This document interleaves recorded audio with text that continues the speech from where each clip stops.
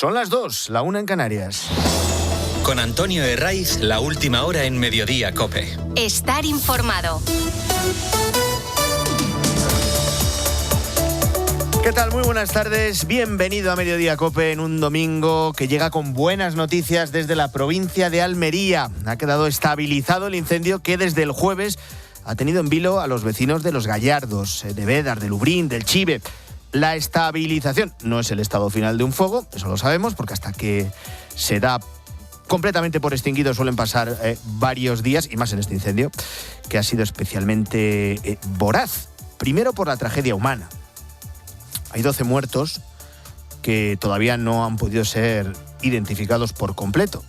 Seguimos sin saber su identidad, su edad o su nacionalidad. Y luego está el desastre ecológico, con cerca de 7.000 hectáreas arrasadas, que son parte de la vida de los que viven en la zona. Lo inmediato es la vuelta a casa de los 1.000 vecinos que todavía permanecían desalojados. Y lo inmediato es también despejar todas las dudas que se mantienen abiertas. Una de ellas es cotejar si esas 8 denuncias que se han presentado por familiares que no localizan a los suyos forman parte de la lista de los 12 fallecidos. Es una de las hipótesis que se maneja, aunque no se descarta que pueda aumentarse el número de víctimas. Se va a seguir peinando la zona. A medida que se apague definitivamente el incendio, se van a aumentar los rastreos para descartar que no haya ningún cadáver. Además, cuando concluya la identificación completa de los 12 fallecidos, se resolverá si son cadáveres de personas a los que se les está buscando. Bueno, esa es la principal incógnita. La segunda es determinar el origen del incendio y las responsabilidades. Todo apunta a la caída de una parte del tendido eléctrico. Lo que no está claro es la responsabilidad, porque hasta ahora Red Eléctrica y la compañía que opera en la zona se han desvinculado.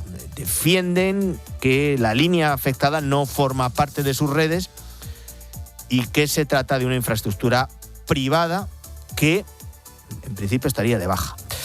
Así que hay que esperar a la investigación judicial, como apuntaba sobre el terreno, en el Centro de Coordinación del Incendio, el presidente de la Junta de Andalucía, Juanma Moreno. Se ha abierto una investigación también judicial y, por tanto, vamos a esperar, vamos a ser prudentes, pero vamos a esperar a una investigación ya más detallada, más minuciosa, que nos permita con exactitud verificar el estado de la situación y el origen del incendio. Y con la buena noticia, que es la estabilización del incendio, luego está la polémica que ha seguido alimentando el ministro de Transportes, Óscar Puente.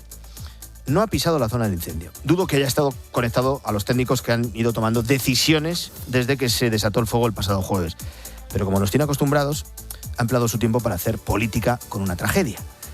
Cuando aún no sabemos los nombres de los 12 fallecidos, cuando todavía desconocemos si va a haber más muertos y cuando las llamas todavía no se han extinguido por completo, Puente ha tratado de rentabilizar políticamente esta tragedia. Y lo ha hecho alimentando la sospecha de consecuencias, o de las consecuencias que han sido mayores porque la Junta de Andalucía no mandó el mensaje es a leer a los móviles de los vecinos.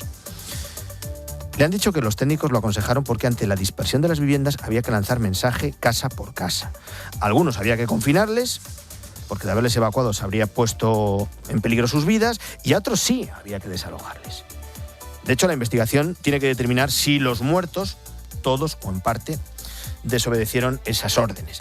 Pero todo esto le da igual a un ministro que ha sido incapaz de asumir cualquier responsabilidad política por el mal estado de las vías en el accidente de Adamuz, en el que murieron 46 personas.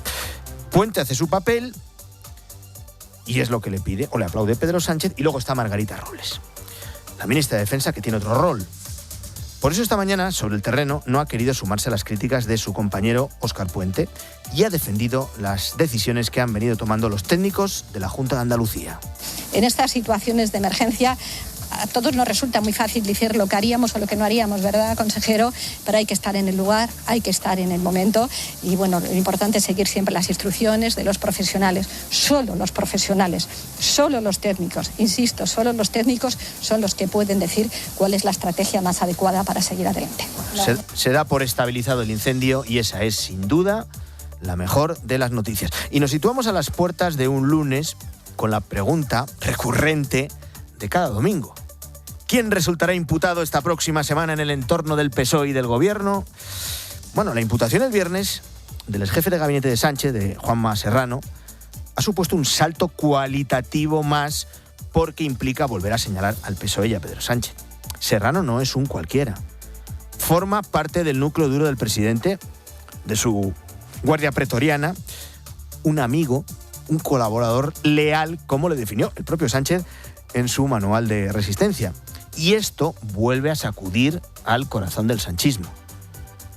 Hace tiempo que la corrupción que acorrala a Moncloa y a Ferrat dejó de ser una cosa de 4 golfos, de 4 mangantes puteros que se pegaban la vida padre con el dinero de todos. Esto de banalizar la corrupción, aunque haya implicados un exministro y 2 exsecretarios de organización del partido en el poder, para el que lo quiera comprar, claro. Pero es que todo lo que estamos conociendo después de la sentencia del caso Mascarillas deja incluso en un papel secundario los delitos de los Ábalos y los Koldos, porque lo que se está sustanciando con indicios demoledores es una red criminal generada dentro del PSOE para defender a Pedro Sánchez. Y no se les ponía nada por delante. ¿Que había que entrar en la Fiscalía? El número 2 de la Fiscalía General del Estado les abría las puertas de par en par. Que de lo que se trataba era de intentar neutralizar las operaciones de la UCO contra el entorno del presidente, les recibía la directora general de la Guardia Civil con conocimiento del DAO, el director adjunto operativo. Y así con todo. Bueno, utilizando empresas públicas de la SEPI para que los fontaneros, porque aquí no son los leyes, para que los fontaneros cobraran de forma irregular. Y es momento de aclarar si ese dinero ilícito sirvió no solo para pagar a la red de la fontanera, sino, y esta es la madre de todas las preguntas, para financiar de forma irregular al PSOE. ¿Quién será el siguiente imputado? Pues cada vez van quedando menos de los importantes. Los escalones van subiendo y cada vez hay menos dudas de que el PSOE será imputado como persona jurídica. Vamos con más noticias de este domingo. Te las cuenta ya Íñigo Jodra. Escuchas Mediodía COPE. El Papa suplica que las guerras del mundo no apaguen la esperanza. Insta a que se opte por el diálogo para garantizar el respeto de la dignidad de la persona. No dejemos que estos vientos de guerra apaguen la llama de la esperanza y la paz, aunque sea frágil y vacilante. Renuevo mi deseo para que se recorra con perseverancia la vía del diálogo, del encuentro y de la diplomacia, única forma de llegar a una paz duradera y justa, en la que los pueblos puedan vivir reconciliados en la seguridad recíproca y en el respeto de la dignidad de toda persona. En Ermua, el PP vasco rinde homenaje a Miguel Ángel Blanco en el 29 aniversario de su asesinato por parte de ETA. Su líder, Javier D'Andrés, ha señalado a los socios parlamentarios de Pedro Sánchez que siguen defendiendo las mismas ideas por las que la banda terrorista asesinó a Miguel Ángel Blanco. Me siento muy orgulloso de presidir y ser portavoz hoy de todos aquellos que no nos callemos ante el fenómeno totalitario que está haciendo bullying a los vascos, con el silencio y la aquiescencia de una parte de los que mandan, porque son sus socios. En Estados Unidos ha muerto a los 71 años el senador republicano Lindsey Graham, uno de los aliados más estrechos de Donald Trump tras sufrir una repentina enfermedad. Trump la ha definido como un verdadero patriota estadounidense. Por su parte, Israel lo ha calificado como un ejemplo de claridad moral, mientras que la presidenta de la Comisión Europea, Ursula von der Leyen, y el presidente ucraniano, Volodymyr Zelensky, han destacado su liderazgo y compromiso con la política internacional. Y no nos vamos de Ucrania porque Kiev asegura haber alcanzado otros 10 petroleros rusos de la llamada flota fantasma en el mar de Azov. Un civil ha muerto en uno de los ataques a una refinería, mientras Moscú afirma haber derribado cerca de 350 drones antes de lanzar una nueva ofensiva con misiles y drones contra puertos ucranianos a orillas del Mar Negro. Y enseguida te damos la última hora del Mundial con Movistar. Antes acaba de dar comienzo la carrera de MotoGP en Alemania. Juanjo Morote. Así es, en este preciso instante nos encontramos en la vuelta 6. Recordemos que Bezzecchi está fuera por lesión. Marc Márquez partía primero y su hermano Alex Márquez segundo. De momento, Di Giannantonio ha abandonado por caída y los Márquez siguen primero y segundo. La jornada en motos va muy bien, con 2 de 3 victorias españolas. Brian Uriarte en Moto 3 e Iván Ortolá en Moto 2. También ha dado comienzo la 9ª etapa del Tour de Francia, a la que han tenido que recortar 30 kilómetros de recorrido por las altas temperaturas. Recuerda que a partir de las 3 podrás seguir la etapa en directo en compañía de Eri Frade y todo el equipo de ciclismo en tiempo de juego. Da igual dónde estés, da igual cómo lo vivas. Cuando juega la selección, todos estamos en el mismo sitio, en la misma jugada, en el mismo latido. Y cuando todo eso fluye, cuando todo eso llega, entonces sí, entonces somos una. Somos un Movistar, la red oficial de nuestra selección. Antonio Herraiz. Mediodía COPE. Estar informado. No les engaño, con el corazón encogido por las noticias que llegan de Almería, una trampa de fuego. Continuamos en directo, estamos con nuestros oyentes desde el Parque de Bomberos, en el epicentro de Los Gallardos. Los camiones siguen saliendo hacia Lubrín. ¿Cómo estás, Charo? Pues nerviosa, un poco angustiada, estaban las llamas ya por detrás de la casa. Claro, me monté en mi coche. Es Víctor Fernández, que es el párroco de Beda y de Los Gallardos. Y preocupado por mis feligreses. Es duro esto de tener que salir de casa. Es duro, sí. Y no saber además cómo tienen la casa en el otro lado, claro. No lo sabemos. Se trata ya del peor incendio en la historia de Andalucía. Sigue la última hora en COPE y en COPE.es. Escuchas Mediodía COPE. Con Antonio Herraiz. Estar informado.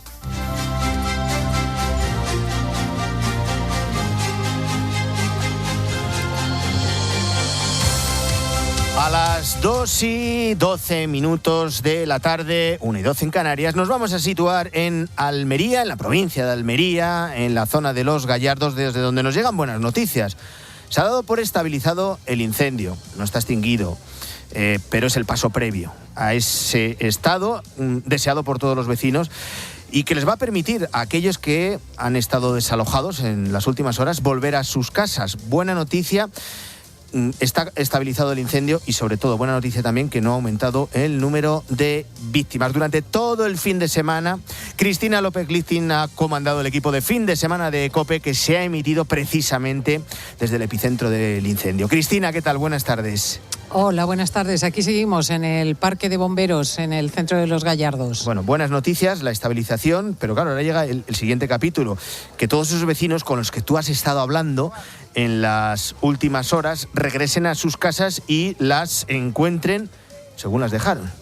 Sí, la verdad es que en general hay que decir que las pérdidas de inmuebles han sido mínimas porque los equipos de la UME, del Infoca, de los bomberos, de la Policía Nacional, de la Guardia Civil han echado el resto, O sea que realmente ahora mismo lo que preocupa son las infraestructuras, recuperar el agua, el Alfaix, algunos lugares donde hay barrios sin luz o sin agua y las infraestructuras que se han quemado, cuyas gomas, por ejemplo, en canales de transmisión, pues han ardido.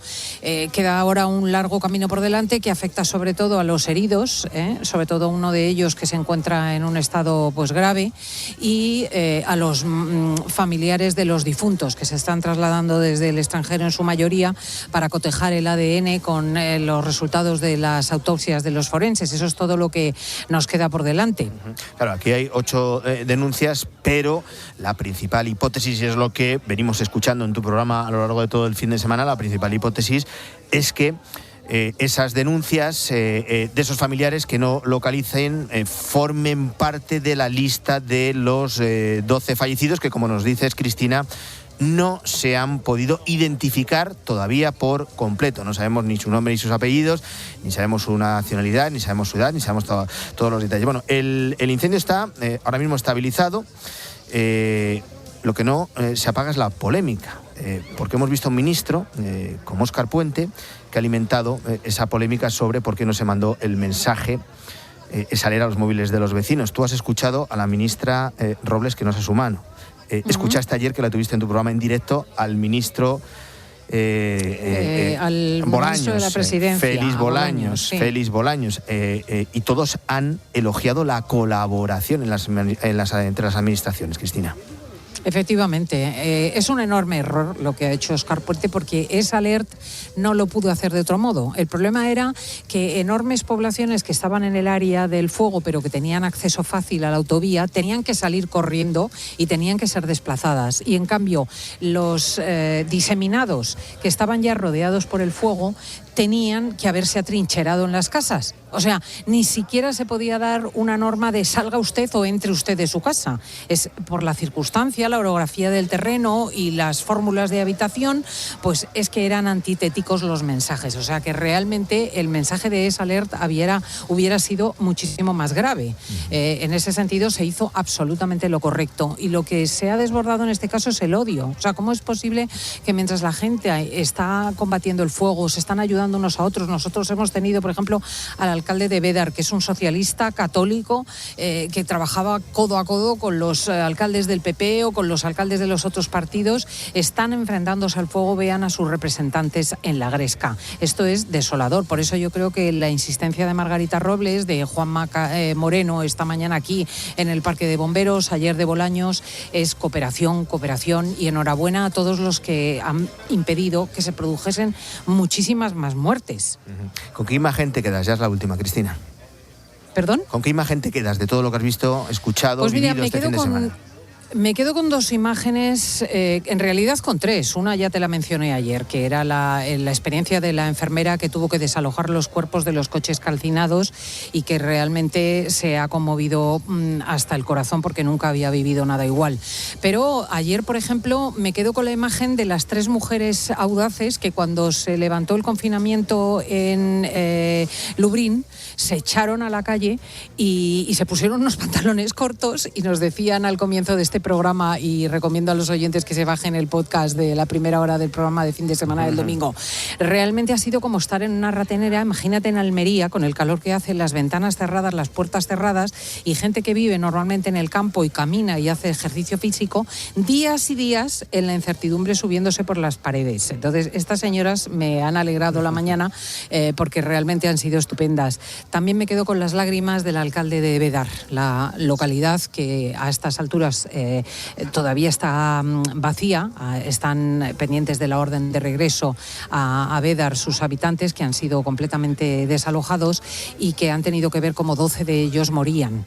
Este hombre en antena esta mañana se ha echado a llorar porque tiene sospechas muy claras de quién se trata, conocía a esas personas íntimamente, nos ha dicho que trabajaban en el coro, trabajaban en la parroquia, trabajaban en todas las instalaciones municipales, eran pues gente ya muy integrada, y realmente el solo pensamiento de su memoria le hacía echarse a llorar. Pues es el periodismo sobre el terreno, piel con piel, donde está la noticia. Gran trabajo. Cristina, un abrazo. Un abrazo, Antonio. Adiós. A las 03 horas del día 13 de julio, el paciente don Miguel Blanco presenta una exploración neurológica de muerte cerebral, la cual se confirma mediante electroencefalograma que muestra un trazado isoeléctrico, es decir, lo que normalmente se denomina electroencefalograma plano. Estos hallazgos confirman el diagnóstico de muerte clínica cerebral. No es conveniente empezar una historia por el final, por aquello del spoiler, pero así fue. Lo has escuchado. Cómo terminaron las 48 horas más crueles de nuestra historia reciente. 48 horas que mantuvieron a España pendiente de los medios de comunicación para ver qué es lo que estaba pasando en Ermua con el secuestro del joven concejal del Partido Popular, Miguel Ángel Blanco. Y es importante recordar quién fue y su asesinato, que forma parte de la historia más cruel de la banda terrorista ETA. El 10 de julio, Miguel Ángel Blanco salió de su casa después de comer para ir a trabajar a Eibar. En el andén de la estación de Ermua, dos encapuchados secuestraron a Miguel Ángel Blanco. No llegó a su puesto de trabajo. Y Paula Herrero tampoco volvió jamás a su casa. El plazo de 48 horas fue el que ordenó ETA en su comunicado bajo amenaza de muerte, donde exigía el acercamiento de los presos políticos de ETA al País Vasco. Como bien decías, Antonio, fueron 2 días que están recogidos en un podcast de COPE, Miguel Ángel Blanco, aquellas 48 horas jamás contadas. Bueno, España entera se volcó con este secuestro, las calles y las plazas de las ciudades se llenaron de gente manifestándose en contra de ETA y pedían pues la libertad del joven concejal de Ermua.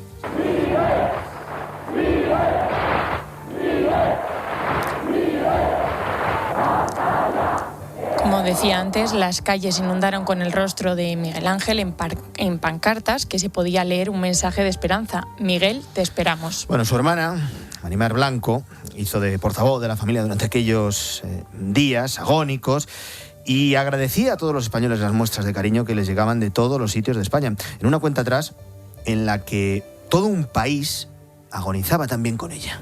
Por ello, volvemos a reiterar en esta cuenta atrás, repito, en esta cuenta atrás, la imperiosa necesidad de que las personas que tienen en sus manos el feliz desenlace de este secuestro se entienda. Porque un ser humano no puede... La vida es un derecho de todos.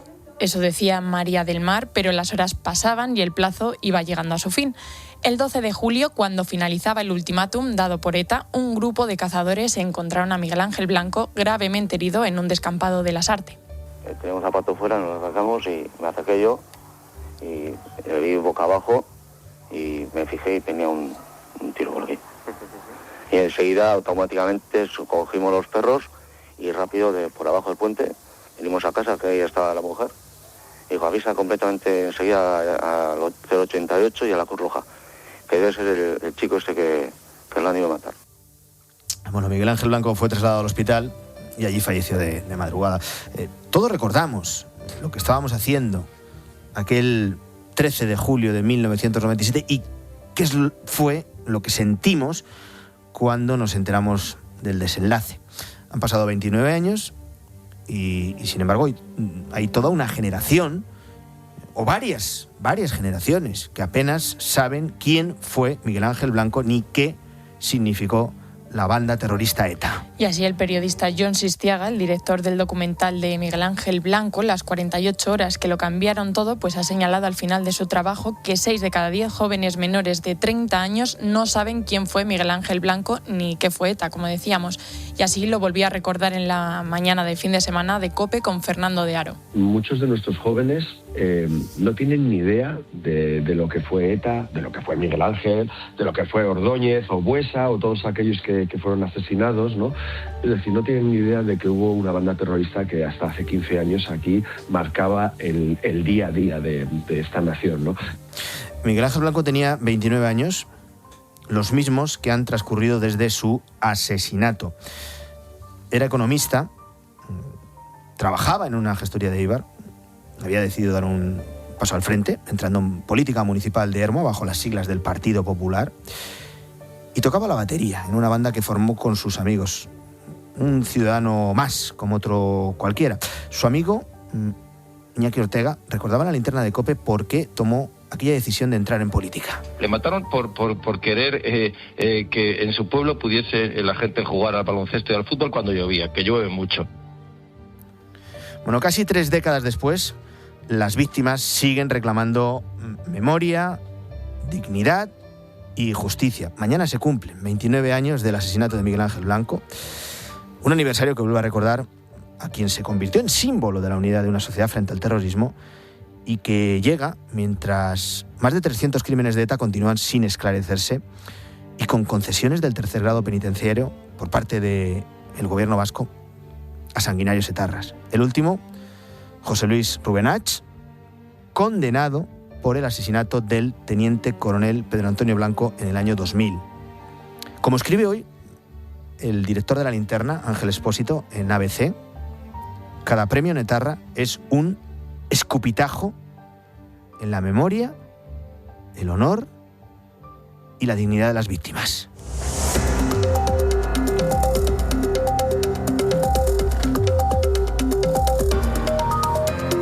Y nos situamos a las puertas de una semana en la que tiene cita en la Audiencia Nacional la directora general de la Guardia Civil, Mercedes González Dieldao.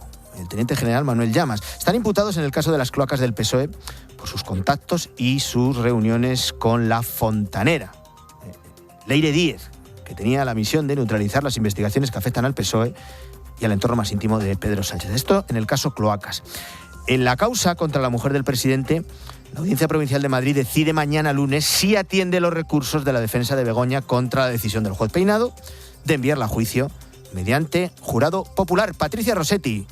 13 de julio, primer día hábil tras la vuelta de Londres. Begoña Gómez tiene que devolver el pasaporte al juzgado de Peinado. Y en la Audiencia de Madrid, los 5 magistrados de la sección 23 estudian varios recursos sobre este caso, entre ellos los relativos a juzgar a Begoña Gómez y que lo haga un jurado popular. 2 cuestiones claves que pueden llevar al banquillo a la esposa del presidente del Gobierno, a su asesora Cristina Álvarez y al empresario Barrabés. A lo largo del proceso, la Audiencia de Madrid recondujo la investigación de Peinado, corroborando una parte importante y delimitando otra, incluso con sugerencias como fue el caso de la malversación, que fue la Sala quien le indicó que investigase ese delito. Delito que corresponde juzgar al Tribunal Popular junto al de tráfico de influencias, y arrastran a los demás. El juez Peinado atribuye a Begoña Gómez estos 2 delitos, además de apropiación indebida y corrupción en los negocios. Lo que no se verá mañana serán las medidas cautelares, la retirada del pasaporte y la prohibición de salir de España. La Sala todavía no ha fijado fecha. No nos olvidamos de Venezuela. Sigue subiendo la cifra de muertos cuando están a punto de cumplirse 20 días de los terremotos que arrasaron La Guaira y la capital de Venezuela, Caracas. La situación humanitaria continúa empeorando mientras los equipos de rescate siguen tratando de obrar el milagro. Siguen buscando entre los escombros. Corresponsal en Caracas, Jorge Benerra. Las cifras del terremoto de Venezuela no dejan de crecer. El presidente del Parlamento, Jorge Rodríguez, ha actualizado el balance. La cifra de venezolanas y venezolanos fallecidos por la acción directa de los terribles terremotos del 24 de junio es de 4.333 personas fallecidas, 16.740 heridos, 6.462 personas rescatadas. Pero detrás de las cifras hay rostros. Coromoto Rivero es uno de ellos. Lleva esperando desde el día 1 del terremoto, sin respuesta, sin ayuda, sin saber si su familiar sigue bajo los escombros o forma parte de los 315 cuerpos que aún no tienen nombre, según datos oficiales. No tenemos la ayuda del gobierno, no nos prestan máquinas, estamos desesperados, tenemos 15 días tratando de sacar unos sobrevivientes que están en las plantas. 2 semanas después, Venezuela sigue contando muertos. El gobierno pide recursos, las familias piden respuestas y bajo toneladas de concreto, muchos sin identificar. Y estamos también en Pamplona, hoy, 6º encierro de San Fermín, carrera rápida con toros de la Palmosilla, que se ha saldado con 10 atenciones. En Pamplona está Ainhoa Pinto. Este 6º encierro de los Sanfermines nos deja una persona herida por asta de toro. Es un mozo que ha recibido una cornada en el codo en la plaza de toros. Un encierro protagonizado por los astados de la Palmosilla, que han completado el recorrido en 2 minutos y 23 segundos. Mucha gente, es la imagen habitual de los encierros de fin de semana, solo que a diferencia de ayer, hoy sí que hemos visto a la policía retirar en esos minutos instantes al cohete a muchas personas del recorrido. Encierro relativamente limpio, 10 atenciones con 3 trasladados a diferentes centros sanitarios, una cifra, positiva teniendo en cuenta la cantidad de personas que se encontraban en el recorrido. El resto de los heridos, como decíamos, está ese primer mozo con asta de todo y el resto son contusiones de distintas gravedades. Los toros de la Palmosilla, que van a ser lidiados esta tarde a partir de las 6:30 por Jiménez Fortes, Fernando Adrián y Samuel Navalón en la Monumental de Pamplona. Los Sanfermines que hacen mella en la voz. Fiestas también en Teruel. Han dado comienzo las fiestas de la vaquilla con una puesta del pañuelo al torico inédita hasta la fecha, Navat.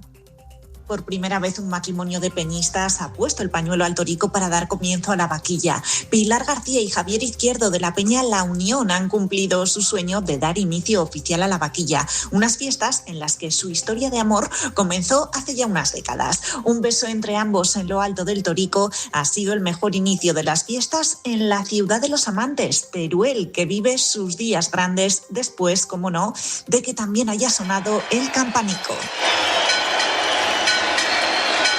Teruel vive así sus 3 días más intensos del año con un gran impacto económico, hoteles prácticamente al 100% y muchos visitantes que llegan desde la Comunidad Valenciana. Se ha habilitado una zona de acampada y por delante tenemos unas jornadas con mucha música y una completa programación organizada también por las 22 peñas de la ciudad. Así ponemos rumbo a las 2:30, Mediodía Cope. Enseguida actualizamos todo lo que tiene que ver con el incendio de Los Gallardos en la provincia de Almería y también vamos a repasar cómo empieza una nueva semana, horribilis en el ámbito judicial para el Partido Socialista y para el Gobierno.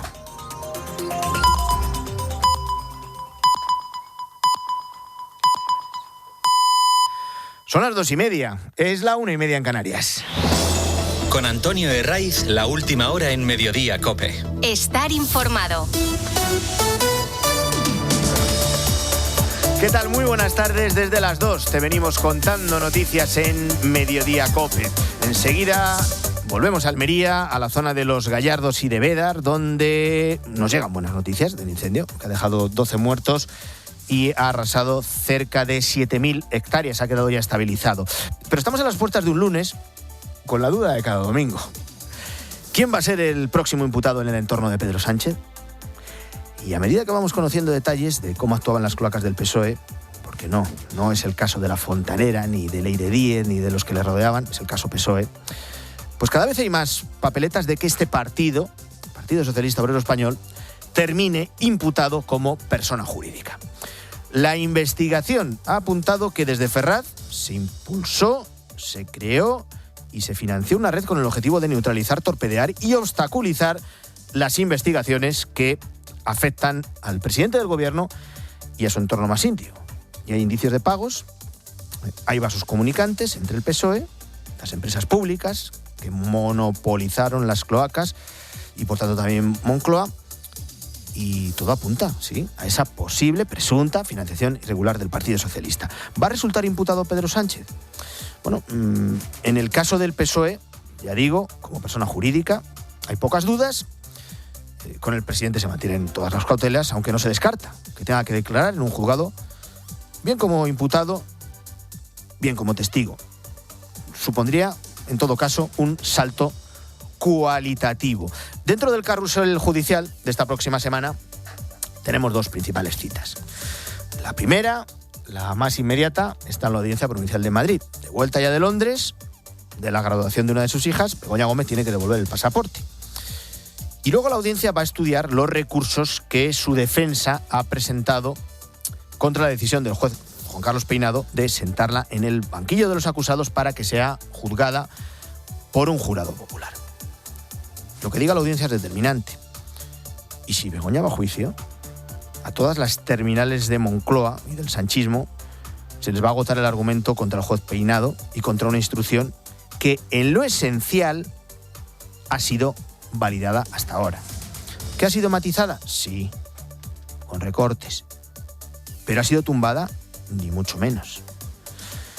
Esto en cuanto a la causa que mantiene imputada, procesada y al borde de sentarse en el banquillo a Begoña Gómez. La siguiente cita judicial en el horizonte oscuro, horizonte penal que tiene el PSOE, se sitúa el jueves, en una imagen que supone un gran deterioro para una de las instituciones más valoradas por los españoles, como es la Guardia Civil. Declaran como imputados su directora general, Mercedes González, y el máximo mando uniformado del cuerpo, que es el DAO, el teniente general Manuel Llamas. La directora general hace tiempo que tenía que haber renunciado al cargo. Sobre todo porque nos han mentido. Nos dijeron que no conocían de nada a Leire Díez o que no se habían reunido, y luego el sistema de geolocalización determinó que sí. Si no es por ese sistema de geolocalización, nos lo habrían dicho. Habrían alargado la mentira. Y el DAO tenía que haber sido destituido por haber sido desleal al cuerpo. Desleal a los 70.000 agentes del Instituto Armado. La ministra de Defensa no lo destituye, Margarita Robles, no le quita sus funciones, porque ese paso supondría poner en un serio compromiso a Pedro Sánchez, que no va a cesar a la directora general. Claro, si él cesa a la directora general, tienen que caer muchos después. Incluso él se estaría implicando. Así que con Mercedes González van a hacer lo mismo que hicieron con el fiscal general del Estado. Hasta que no haya condena, pues no damos ningún paso, aunque ello suponga degradar aún más una institución como es la Guardia Civil. Degradar la cúpula. Porque hemos visto cómo esos agentes, los hombres del teniente coronel Antonio Balas, han sido insobornables ante las maniobras de las fontaneras y de las Mercedes González. Ha quedado, y es la buena noticia de este domingo, ha quedado estabilizado el incendio que desde el jueves ha tenido en vilo a los vecinos de Los Gallardos, de Bédar, de Lubrín, de El Chive. No está completamente extinguido, hay que mantener todas las cautelas, porque cualquier cambio del viento o cualquier incidencia podría reavivarlo. Pero la buena noticia es que está estabilizado y que los cerca de 1.000 vecinos que todavía permanecían desalojados de sus casas van a poder volver. Hay 12 muertos que todavía no han podido ser identificados por completo. Hay entre 7 y 8 denuncias de familiares que siguen buscando a los suyos, pero como te venimos contando, no es que estén desaparecidos. Estamos hablando de personas que no han podido ser localizadas y todo apunta a que, si no en su totalidad, sí en gran parte, 7 de esas denuncias podrían formar parte de la lista de los 12 fallecidos. Luego está la investigación sobre el origen del incendio. Ya sabes que todo apunta a la caída de una parte del tendido eléctrico. Se apuntó a Red Eléctrica, se desmarcan, se apuntó también a la compañía que opera en la zona y nos han contado los dos, en una versión coincidente, que se trataría de una infraestructura privada que estaba dada de baja. Así que hay que esperar a la investigación judicial, como apuntaba hoy, a los pies del incendio, el presidente de la Junta de Andalucía, Juanma Moreno. Se ha abierto una investigación también judicial y por tanto vamos a ser prudentes, pero vamos a esperar a una investigación ya más detallada, más minuciosa, que nos permita con exactitud verificar el estado de la situación y el origen del incendio. Y luego está Óscar Puente, el ministro tuitero, que no desaprovecha ninguna oportunidad para tratar de sacar tajada política. En este caso con 12 muertos, que no están todavía identificados, en este caso con un incendio, cuyas llamas todavía no estaban sofocadas. Ponía en duda el por qué no se había enviado el mensaje ESALER a los vecinos. Bueno, alimentando sospechas y sobre todo señalando a la Junta de Andalucía. Si la Junta de Andalucía hubiera estado en manos del Partido Socialista y los técnicos, como así ha sido, hubieran decidido no enviar ese mensaje ESALER porque era contraproducente, Óscar Puente no habría dicho nada. Óscar Puente no ha encontrado quien le siga en el gobierno. Ayer Bolaños apoyó la decisión técnica, lo hizo en el programa de Cristina, en el fin de semana de COPE, y hoy también ha seguido en esa senda la ministra de Defensa, Margarita Robles. En estas situaciones de emergencia a todos nos resulta muy fácil decir lo que haríamos o lo que no haríamos, ¿verdad, consejero? Pero hay que estar en el lugar, hay que estar en el momento y, bueno, lo importante es seguir siempre las instrucciones de los profesionales. Solo los profesionales, solo los técnicos, insisto, solo los técnicos son los que pueden decir cuál es la estrategia más adecuada para seguir adelante. Pero este sopapo al ministro de Transportes le da igual porque Óscar Puente ha sido incapaz de asumir cualquier responsabilidad política, por ejemplo, debido al mal estado de las vías en el accidente de Adamuz, en el que murieron 46 personas. Vamos con más noticias de este domingo, te las cuento ya, con Íñigo Jodra. Escuchas Mediodía COPE.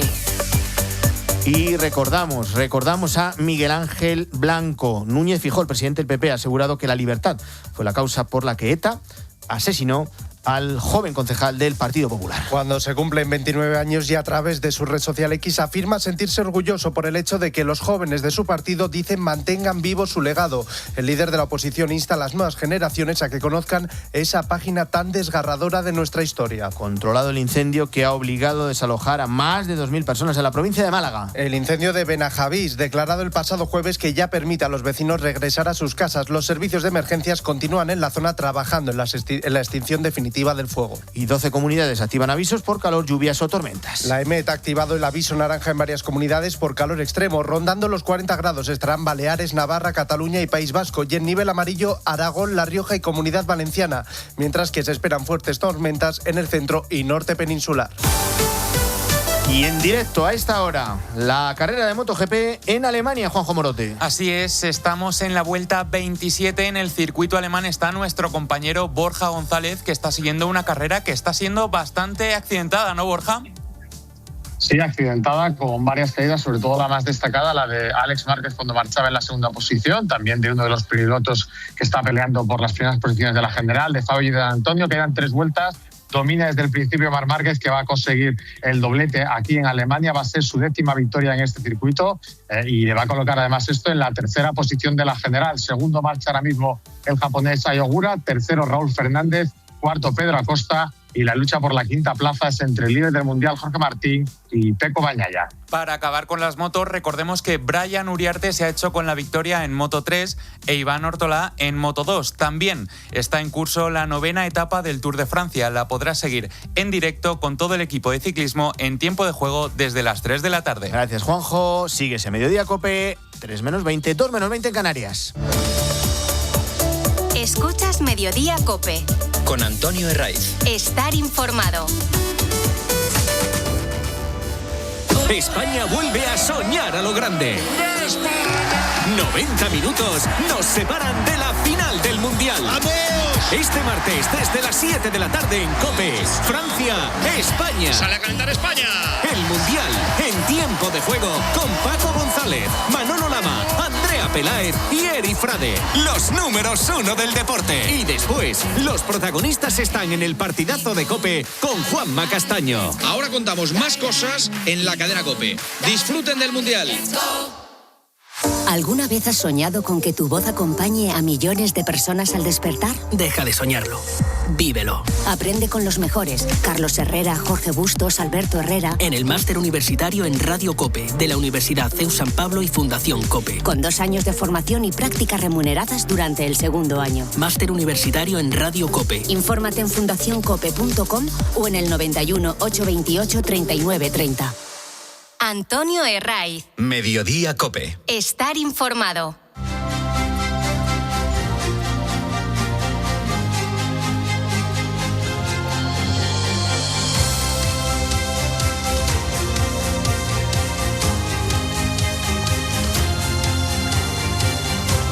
Volvemos a la provincia de Almería, volvemos a los Gallardos, volvemos a estar en Beda, en el Lubrín, en el Chive.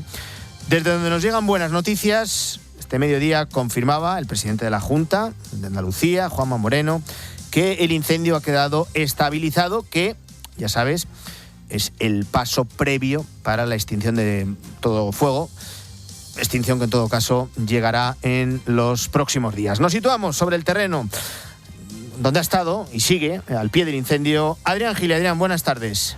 ¿Qué tal, Antonio? Buenas tardes. Bueno, buenas noticias, esa estabilización y sobre todo no se amplía el número de víctimas mortales. No, 40 kilómetros de perímetro, 7.000 hectáreas. Y parece que la cosa no va a avanzar más. El fuego está ya estabilizado y ha bajado a nivel 1, por lo que ahora las tareas se centran en refrescar las zonas calientes y evitar que aparezcan nuevos focos que puedan dar vida a ese incendio. También se siguen haciendo batidas por parte de la Guardia Civil para encontrar nuevas víctimas, aunque la buena noticia es que la cifra de 12 personas fallecidas se sigue manteniendo. En cuanto a daños materiales, desde la Junta de Andalucía han confirmado que la gran mayoría de casas se han salvado, para la calma de vecinos como Maribel, que ya ha vivido muchas de estas en la zona. Y ahora estoy viendo que parece enteramente que eso se ha quemado, pero no se ha quemado. Ahora no se ha quemado, ¿no lo ves? Eso fue del año pasado. El año pasado que tuvimos otro bueno, tuvimos dos grandes el año pasado. Uno por esta zona y ese. Que ese creo que también fue por un cable. Ahora tanto Maribel como el resto de vecinos desalojados, alrededor de 1 millar, podrán volver a sus casas a lo largo del día de hoy, a localidades, por ejemplo, como Chive, la pedanía donde tan solo se escuchaba hace unas horas algún perro en una finca o la campana de la iglesia. Pues a lo largo del día en sus calles se va a retomar una normalidad que ha sido interrumpida por un incendio que se parece y que va cogiendo cada vez su punto final. Adrián, una vez que ha quedado estabilizado el incendio, hay 2 cuestiones todavía por resolver. Una referente a la identificación de los 12 muertos. No se pudo hacer en el Instituto de Medicina Legal de Almería. Se han enviado esas muestras genéticas al Servicio de Criminalística de la Guardia Civil. Y la otra duda es también resolver el origen del incendio. Tú has estado esta mañana junto al presidente de la Junta de Andalucía, Juanma Moreno, que ha dejado a la investigación judicial, porque sí, todo apunta a la caída de ese tendido eléctrico, aunque Red Eléctrica y la compañía que opera en la zona se han desmarcado porque dicen que es una instalación privada que estaba en desuso.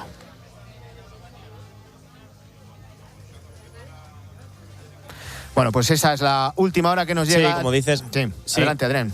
Nada, sí, como dices, es un proceso judicial que se ha abierto para saber las causas de este fuego, de este incendio. Y en cuanto a las nacionalidades, todavía no se ha dado por confirmado las nacionalidades de las víctimas mortales. Lo que sí es que la Guardia Civil sigue cotejando ese ADN para permitir la identificación de las víctimas. Y también se ha confirmado que hay varias familias de estas víctimas mortales que ya han viajado hacia España, pues para poder identificarlas, cortejar ese ADN, que en estos casos es fundamental. Por ahora todavía queda mucho trabajo por delante, tanto en identificación como en investigación del origen del fuego y, por último, para intentar controlar y dar por extinguido finalmente este incendio. Esas son las grandes incógnitas que aún rodean este incendio que ha dejado 12 muertos y que ha arrasado 7.000 hectáreas en esta zona, en esta comarca de la provincia de Almería. Adrián Gil, gracias. Buenas tardes. Un abrazo.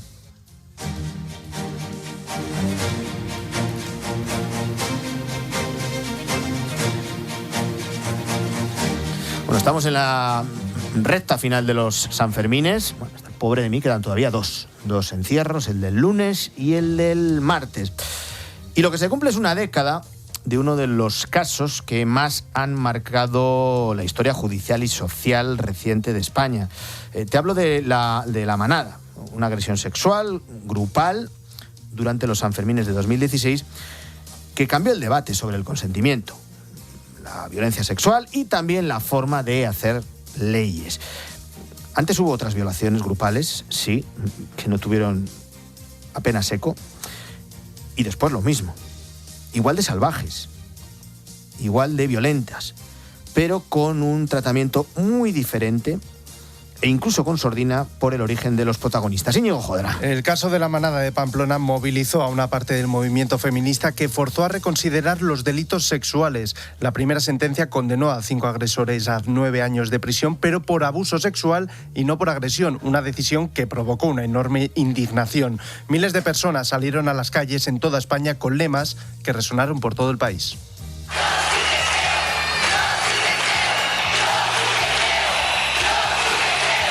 Aquella presión social terminó teniendo recorrido en los tribunales. Un año después, el Supremo corrigió la sentencia, consideró que sí había existido intimidación y elevó las penas hasta los 15 años de prisión. Pero el cambio más importante fue otro, porque el caso obligó a replantearse cómo entendía la justicia española el consentimiento. Todo concluyó en que una víctima puede quedarse paralizada por el miedo y que esa pasividad nunca puede interpretarse como aceptación. Lo explica la abogada especialista en victimología y violencia de género, Amparo Díaz Ramos. El mensaje, en todo caso, para los tribunales era muy claro. Pasividad no es sinónimo de consentimiento y eso ha supuesto una mejora en los tribunales. Ya que el cambio social se tradujo en una reforma legal, en octubre de 2022 entró en vigor la Ley de Garantía Integral de la Libertad Sexual, más conocida como la Ley del Solo Sí es Sí.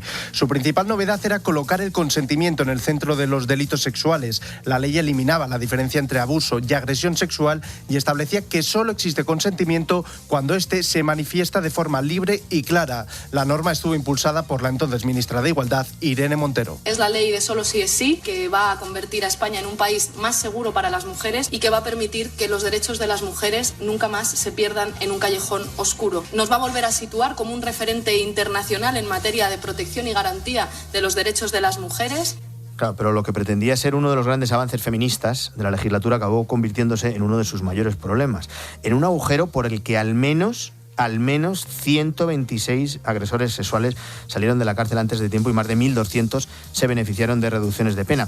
Pero tras esa tremenda falla, ese tremendo agujero, ninguna feminista salió a la calle. La nueva redacción del Código Penal modificó las horquillas de penas y eso permitió que muchos condenados solicitaran una revisión de sus sentencias aplicando la norma más favorable. Y entre los que se beneficiaron de la ley de Irene Montero, de la ley del solo sí es sí, aparecen los de la Manada de Pamplona. Bueno, la falta de respuesta en las calles por parte del colectivo feminista confirmaba que la propaganda partidista estaba primando frente a delitos gravísimos. Nunca puede ocurrir que un agresor salga de prisión antes de lo que tarda una víctima en recuperarse. Tania Vidal es criminóloga. Cualquier ley que se haga deben responder siempre ante esa evidencia científica de proporcionalidad y una adecuación técnica legislativa. Esta ley en sus inicios es de lo que careció. La presión política y judicial obligó finalmente al Gobierno a rectificar. En abril de 2023 el Congreso aprobó una reforma de la ley para recuperar parte del sistema anterior de penas y evitar que siguieran produciéndose nuevas rebajas. Eso sí, las penas que ya habían sido reducidas se mantuvieron de aquella manera. Los agresores sexuales beneficiados no regresaron a prisión ni se les volvió a alargar la condena tras la reforma. Bueno, hoy, 3 años después de aquella rectificación, la pregunta es inevitable.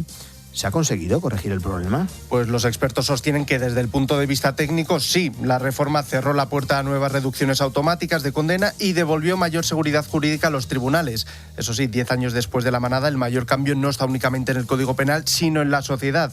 Todavía quedan retos importantes, por supuesto, pero este caso marcó un antes y un después en la forma en la que España entiende la violencia sexual. Fue un fenómeno criminológico, social y político que lo que llevó a cabo fue una gran modificación, una profunda modificación en la percepción que se tenía en cuanto a la sociedad española sobre la violencia sexual. Puso el foco sobre la necesidad de proteger mejor la libertad sexual y sobre todo el hecho de situar a las propias víctimas en el centro del debate, que muchas veces han sido las grandes olvidadas. Bueno, tras una década de idas y venidas, la moneda muestra dos caras. Por un lado, una ley que provocó uno de los mayores errores legislativos de los últimos años, dejando a cientos de agresores sexuales libres en las calles. Y lamentablemente, aunque hayan tenido mucho menos eco que lo de Pamplona, se han seguido produciendo violaciones en grupo. Y sin entrar a valorar cuáles han sido más salvajes, ninguna ha tenido la difusión que la de la Manada de los Sanfermines. Porque vale para todos que el silencio no significa consentimiento, que una víctima puede quedarse paralizada por el miedo y que la justicia ya no puede interpretar esa pasividad como aceptación.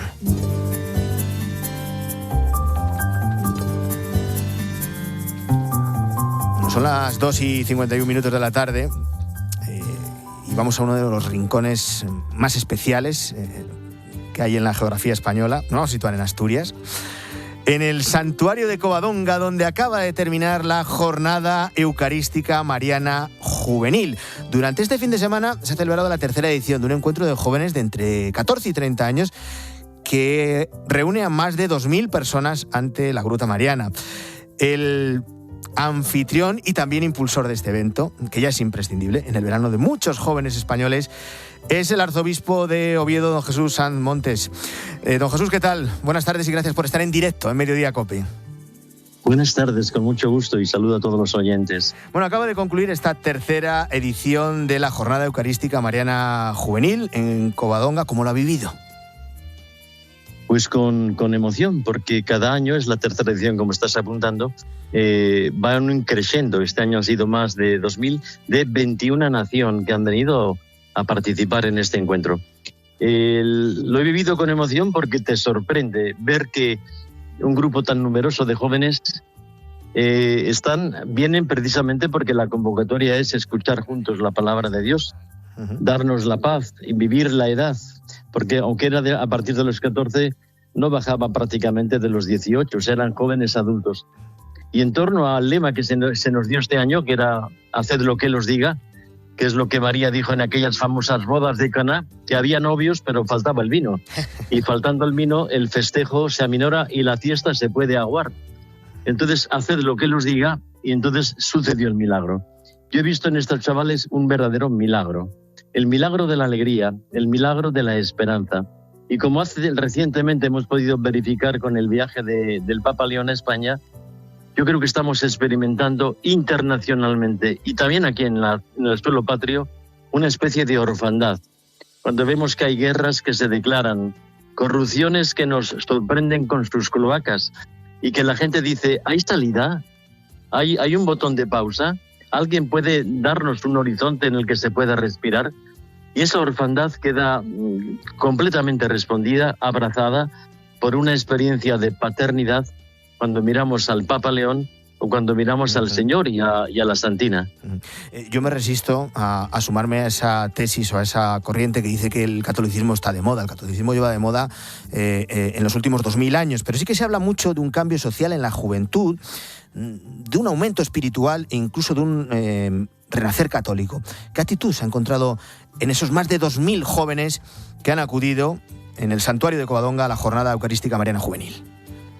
Pues precisamente esto que tú apuntas, que hay una especie de saturación cansina donde ante la experiencia palmaria de que gente te engaña, de que gente te usa y luego te tira, cuando encuentras palabras que son verdad y una compañía que te respeta, que te sostiene y que te da esperanza, tú cambias la mirada, dejas de obsesionarte con lo que te está destruyendo para mirar un horizonte alzando la mirada que te pueda devolver las ganas de vivir y las ganas de soñar. Yo no sé si este tipo de encuentros, porque uno de los peores síntomas de la secularización de países como España es la falta de vocaciones en la Iglesia. ¿Hay espacio para que aparezcan en este tipo de encuentros? Pues sí, y además que este tipo de concentraciones cristianas, juveniles, seriamente planteadas, de aquí salen familias cristianas, es decir, chicos y chicas que se conocen, que se prometen, se acompañan y luego fundan una familia preciosa, abiertas a la vida, en fidelidad que no caduca y además pues con una educación que ellos quieren protagonizar para los hijos con los que Dios les bendiga. No solamente familias nacen aquí, también nacen vocaciones religiosas de tantas hermanas que en las misiones o en cualquiera de las congregaciones y carismas entregan su vida al Señor con una belleza impresionante y también, lógicamente, vocaciones al sacerdocio. De aquí salen muchas vocaciones sacerdotales, como algo ocurre igual en los encuentros que tenemos con el Papa cuando vienen las Jornadas Mundial de la Juventud. Las 3 vocaciones cristianas se verifican y se multiplican. O sin ir más lejos, don Jesús, yo soy de los que salió realmente conmovido y emocionado de esa vigilia con los jóvenes en la Plaza de Lima, junto al Santiago Bernabéu, y han seguido resonando esas palabras que dijo el Papa León XIV: no tengáis miedo jamás de pensar en una vocación a la vida sacerdotal, a la vida religiosa o a otros servicios en la Iglesia. Esto es literal. Hoy don Jesús ha presidido la misa de clausura del encuentro. En la homilía ha mencionado la reciente visita del Papa León XIV a España y la ha definido como milagro explosivo. ¿En qué nota ese milagro? ¿Se veía el impacto de ese viaje histórico? No, lo hemos podido comprobar durante la visita, pero que esto, yo les he invitado a los chavales, a estos jóvenes grandes, a que relean esas 6 preguntas, 3 en Madrid, 3 en Barcelona, que le plantearon al Papa muy provocativamente, porque eran grandes preguntas en temas cruciales, donde está la incertidumbre, donde está el intento de suicidio, donde está la soledad, la depresión, el miedo ante el futuro, la violencia. Y entonces pues el Papa respondió, yo les he invitado, leed aquellas preguntas y especialmente retened las respuestas. El propio Papa ha mandado un mensaje y ha impartido la bendición apostólica para esas más de 2000 personas reunidas en Covadonga. Ahora toca ya casi empezar a preparar el encuentro que viene, porque nos lo decía. Empezado casi como, pues una experiencia, vamos a ver cómo sale esto, pero se ha consolidado perfectamente, porque reunir a más de 2000 jóvenes un 12 de julio, cuando todos están deseando irse a la playa, a la montaña, donde le toque, no es fácil. Mira, anoche teníamos una vigilia de oración ante la Eucaristía y lo teníamos en la gran explanada de la Basílica de Covadonga. Empezó a tronar y cayó un aguacero con una violencia tremenda. Luego se cayó toda la potencia de la luz, de la electricidad, y nos quedamos de pronto a 2 velas, nunca mejor dicho. Pero la gente estaba allí, la gente estaba de rodillas ante Jesús en la Eucaristía, la gente aguantando el chaparrón, nunca mejor dicho, y con una alegría y con una paz que tienes que decir, bueno, han estado por aquí 2.000 personas, no ha habido contenedores que se hayan incendiado, no ha habido violaciones, no ha habido violencia, no ha habido... todo ha sido amabilidad con una paz y una alegría propia de un joven cristiano. Y esto, claro, cala en la gente porque se asoman a otro escenario, que no es el que habitualmente a veces la sociedad nos brinda. Eso decía yo también después de la vigilia de los jóvenes, con 500.000 de personas, al finalizar ni una papelera rota, ni una luna destrozada, ni ningún incidente. Que estas cosas hay que destacarlas también, ¿no, Jesús, de vez en cuando?